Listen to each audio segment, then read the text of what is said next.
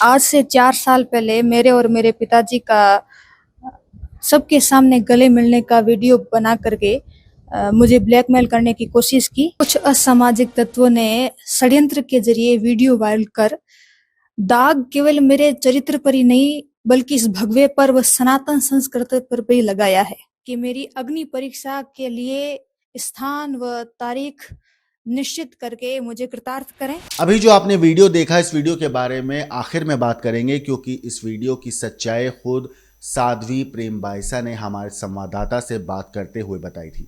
लेकिन उससे पहले बात करते हैं साध्वी प्रेम बाईसा की उस जिंदगी के बारे में, उस पन्ने के बारे में उनकी जिंदगी के, जो बहुत कम लोग जानते हैं। वो कहानी जो उनकी बचपन की थी, वो कहानी जब उनकी उम्र 4 साल की थी उनके साथ हुई। आज बात करेंगे उनके माँ बाप के बारे में, किस तरीके से साध्वी प्रेम बाईसा धर्म और आध्यात्मिक की जिंदगी जीने लगी। नमस्कार दोस्तों, मेरा नाम है मोहम्मद आसिम और आप देख रहे हैं क्राइम तक। 23 साल की उम्र में साध्वी प्रेम बाईसा की मौत हो गई। उनका पोस्टमार्टम कराया गया। पोस्टमार्टम के वक्त भी तनावपूर्ण माहौल था। उनके जो शव है उनके पेरुआ गांव, जो कि ज़िला बलौतरा में पड़ता है, वहां पर ले जाया गया, जहां शुक्रवार को उनका अंतिम संस्कार किया जाएगा। लेकिन प्रेम बाईसा की जिंदगी जितनी छोटी थी उतनी ही उतार चढ़ाव से भरी हुई। कहते हैं पिता एक ट्रक ड्राइवर थे और माँ जो थी वो भगवान के प्रति पूरी तरह, उनकी जो जिंदगी थी वो समर्पित थी। कहते हैं एक बार उनकी माँ ने नवरात्रि का व्रत रखा। पिता को इस बारे में उस वक्त जानकारी नहीं थी कि उनकी पत्नी ने नवरात्रि का व्रत रखा है। जब पिता को इस बारे में पता चला तो उन्होंने अपनी पत्नी से कहा कि उनको क्यों नहीं बताया, वो भी साथ में व्रत रख लेते। इसी बीच जो उनके पिता हैं विरमनाथ जो एक ट्रक ड्राइवर के तौर पर काम करते थे, उन्होंने प्रेम बाईसा की माँ अमरू बाईसा, जो कि भगवान की भक्ति में लीन रहती थी, उन दोनों ने मिलकर एक वादा किया एक दूसरे से। वादा ये कि वो 4 महीने तक एक व्रत रखेंगे, जिसे चौमासा व्रत कहते हैं। मतलब 4 महीने तक अन्न का कोई भी दाना उनके अंदर नहीं जाएगा, वो अन्न ग्रहण नहीं करेंगे। उस वक्त कहते हैं प्रेम बाईसा की उम्र महज 4 साल की थी। 4 साल की उम्र में उन्होंने जब अपने माँ बाप को भगवान और धर्म के प्रति इतना जागरूक देखा, इतना लीन देखा, तो उनके अंदर भी कहीं ना कहीं ये भावना जाग चुकी थी कि वो अब धर्म के रास्ते पर ही चलेंगी, धर्म आध्यात्मिक बनेंगी। व्रत के तकरीबन जो उनके माँ बाप ने, प्रेम बाईसा के माँ बाप ने जो चौमासा व्रत रखा था, उस व्रत को तकरीबन 1 महीना बीत चुका था। और 1 महीने के बाद जब परिवार वालों को पता चला कि इनका चौमासा व्रत है, तो परिवार ने दबाव बनाया कि वो व्रत तोड़ दे। लेकिन जो प्रेम बाईसा के जो माँ बाप हैं, कहते हैं कि उनकी श्रद्धा इतनी मजबूत थी कि उन्होंने अपने परिवार की बात मानने से इनकार कर दिया।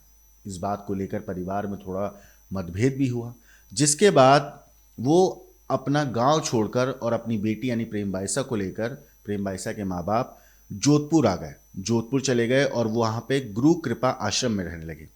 इसके बाद जोधपुर में उसी आश्रम में रहते रहते प्रेम बाईसा की जो माँ थी उनका निधन हो गया।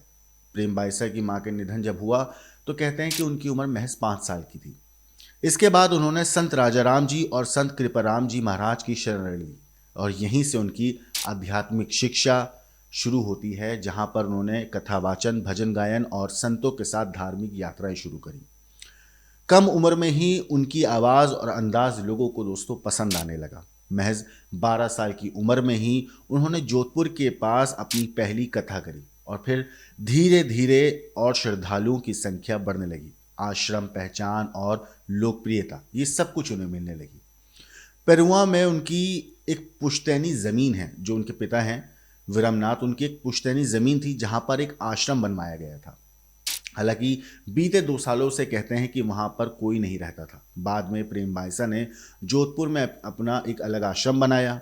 वहाँ उनके समर्थक और जो उनके चाहने वाले थे, जो उनके भक्त थे, वो लगातार उनसे जुड़ते गए।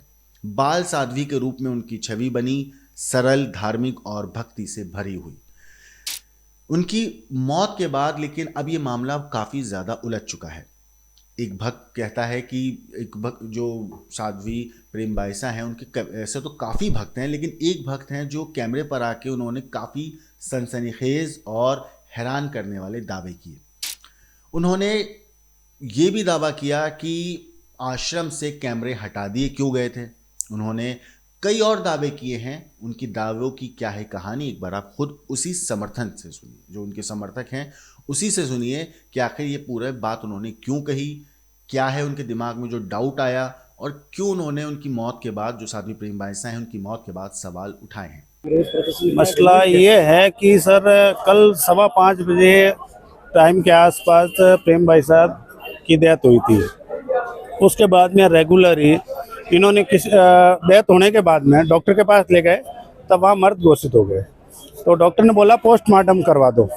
प्रेक्षा हॉस्पिटल के ऑनर ने बोला पोस्टमार्टम करवाइए, तब इन्होंने मना कर दिया कि पोस्टमार्टम की जरूरत नहीं है। फिर एम्बुलेंस आई थी पोस्टमार्टम के लिए कि भाई आप बॉडी को ले जाओ, तो एम्बुलेंस में ले जाओ, पर्सनल गाड़ी के अंदर डाल के लेके चले गए। और उसकी हम ये चाहते हैं कि बिल्कुल निष्पक्ष जांच हो और जांच के एकदम साफ सुथरी जांच हो। पोस्टमार्टम रिपोर्ट के अंदर कुछ भी ऊपर नीचे ना हो। आपको क्या लगता है? क्या लगता ये है सर कि जिस तरीके से ये कैमरे वगैरह घर से आश्रम से हटवाए हैं, उस तरीके से थोड़ा हमें भी संदिग्ध मामला लग रहा है, क्योंकि कैमरे हटाने की जरूरत नहीं पड़ती है।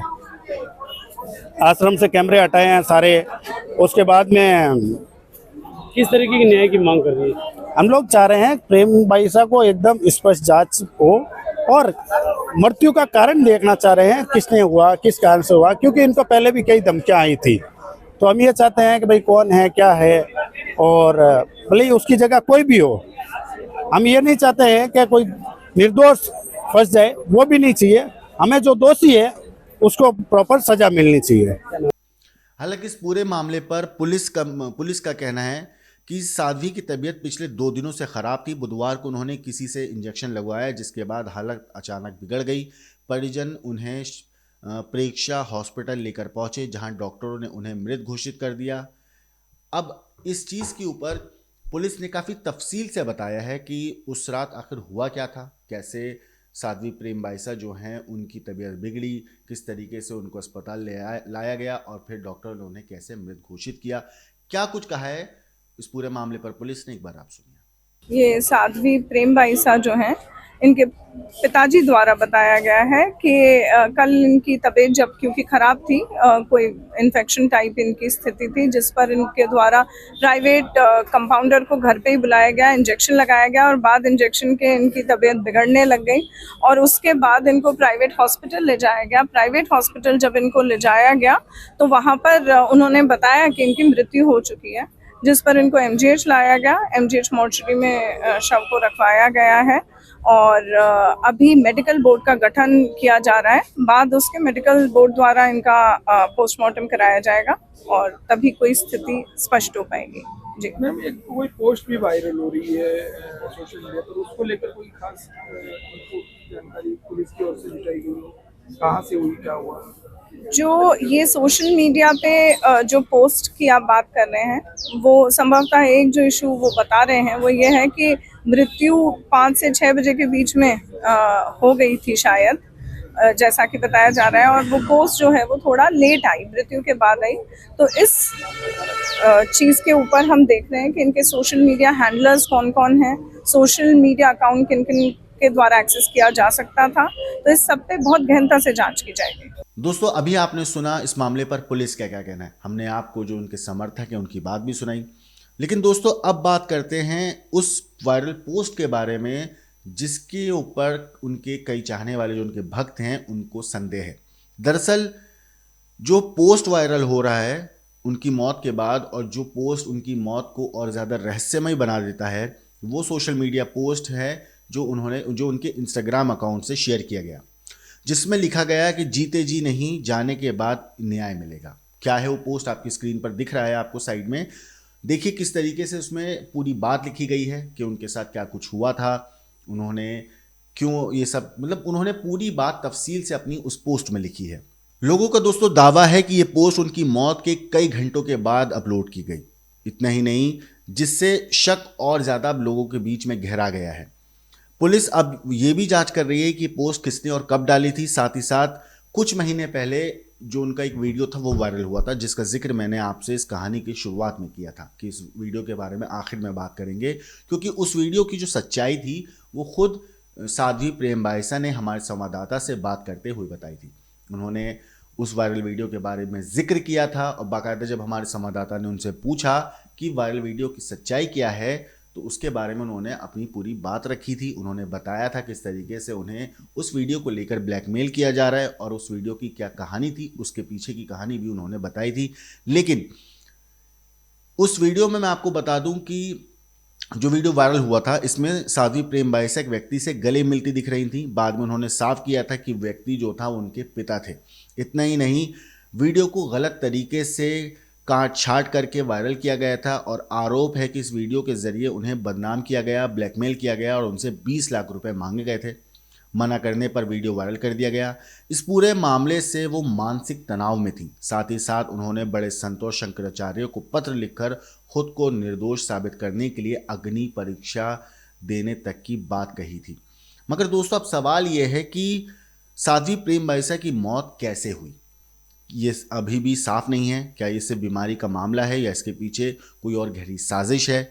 Social media post, viral video और मौत की टाइमिंग, हर चीज़ जो है वो अब संदेह के घेरे में है, रहस्य बनी हुई है। सवाल कई हैं जिनके जवाब अभी पुलिस को तलाशने बाकी हैं।